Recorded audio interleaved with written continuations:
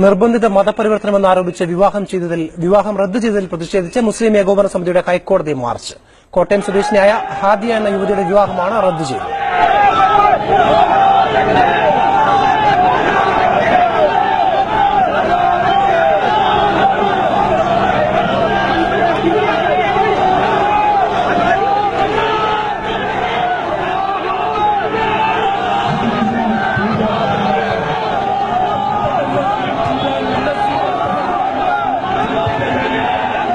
മുസ്ലിം ഏകോപന സമിതിയുടെ മാർച്ച് നടക്കുകയാണ്. വിശദാംശങ്ങളുമായി ആശ ജാവേദ് ചേരുന്നു കൊച്ചിയിൽ നിന്നും. ആശ, ഇവരുടെ മാർച്ച് സെന്റ് ആൽബർട്ട്സ് കോളേജ് സമീപം പോലീസ് തടഞ്ഞു എന്നാണ് അറിയാൻ കഴിയുന്നത്. എന്താണ് മാർച്ചിന്റെ വിശദാംശങ്ങൾ? ഇപ്പോൾ പോലീസ് ബാരിക്കേഡ് വെച്ച് മാർച്ച് സെന്റ് ആൽബർട്ട്സ് കോളേജിന് മുമ്പിൽ തടയുകയായിരുന്നു. ഇപ്പോൾ പ്രവർത്തകർ ഈ ബാരിക്കേഡ് തകർത്ത് മുന്നോട്ട് വരാനുള്ള ശ്രമം നടത്തുകയായിരുന്നു.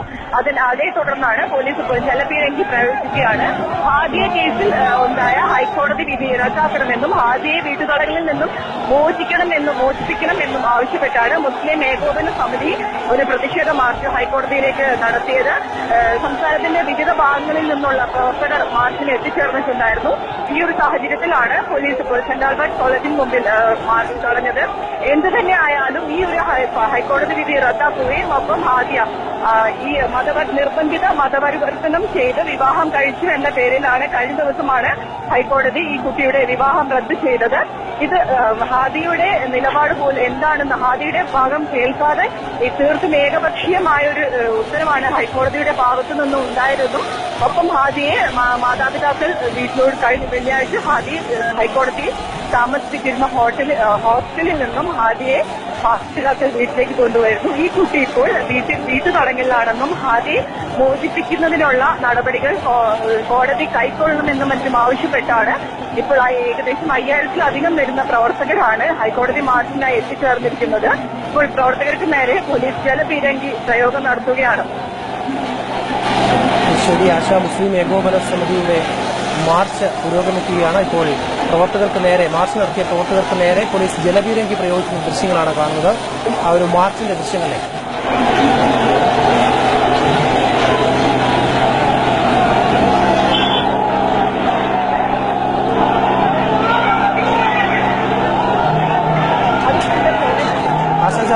തുടരുന്നുണ്ട് ടെലിഫോണിൽ. ആശ, ഇപ്പോൾ പ്രവർത്തകർക്ക് നേരെ ജലപീരങ്കി പ്രയോഗിച്ചെങ്കിലും പിരിഞ്ഞു പോകാൻ പ്രവർത്തകർ തയ്യാറാകുന്നില്ല. ശക്തമായ പ്രതിഷേധവുമായി മുന്നോട്ട് പോവുകയാണെന്നാണ് ദൃശ്യങ്ങളിൽ നിന്ന് വ്യക്തമാകുന്നത്. ഇപ്പോൾ പ്രവർത്തകർ പോലീസ് വലയം ഭേദിച്ച് മുന്നോട്ട് വരിക തന്നെയാണ് ഇപ്പോൾ ചെയ്യുന്നത്.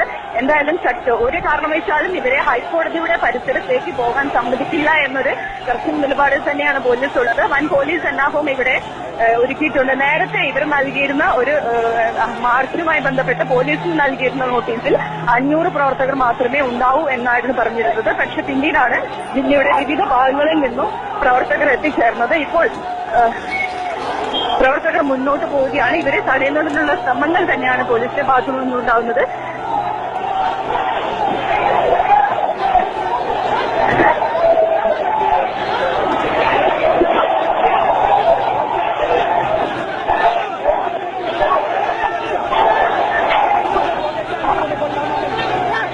സംഭവ സ്ഥലത്തെ ഒരു ആംബുലൻസ് തന്നെ വ്യക്തമാണ്. പ്രതിഷേധവുമായിട്ട് പ്രവർത്തകർ ശക്തമായി മുന്നോട്ട് പോവുകയാണെന്നാണ് അവരെ തടയാനുള്ള ശ്രമം പോലീസിന്റെ ഭാഗത്തുനിന്നുണ്ടാകുന്നത്. ഹൈക്കോടതി പരിസരത്തേക്ക് പ്രവർത്തകർ എത്താതിരിക്കാനുള്ള ശ്രമമാണ് പോലീസിന്റെ ഭാഗത്തുനിന്നുണ്ടാകുന്നത്. ഇപ്പോൾ ആ ഒരു മാർച്ച് പോലീസ് തടയാൻ നടത്തുന്ന ശ്രമങ്ങളുടെ ദൃശ്യങ്ങളാണ് കാണുന്നത്.